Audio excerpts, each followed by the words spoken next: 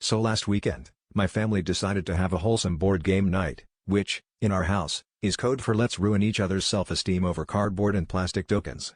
My parents brought out all the classics, Monopoly, Life, and some off-brand game called Sorry, Not Sorry, which suspiciously had no rules. But before we could even start, my little sister piped up with a brand new game idea.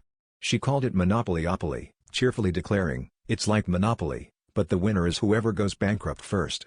We all laughed, assuming she was joking, but she started passing out imaginary money and explained the rules like she'd been prepping for this moment her whole life. Curious, we went along. After all, how bad could it be? Turns out, very.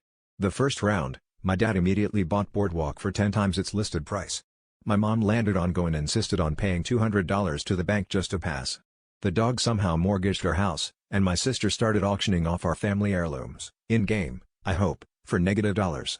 The whole thing devolved quickly. By the third turn, my brother was negotiating to take on everyone else's debt, and my mom was trying to pay rent on properties she didn't even land on. At one point, my dad tried to get creative and declared bankruptcy by buying hotels on every property he could, regardless of ownership.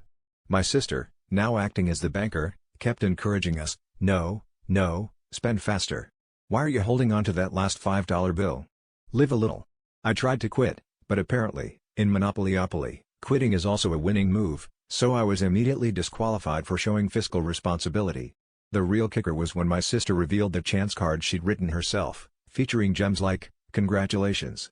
You invested in Beanie Babies, pay $500 to the player on your left.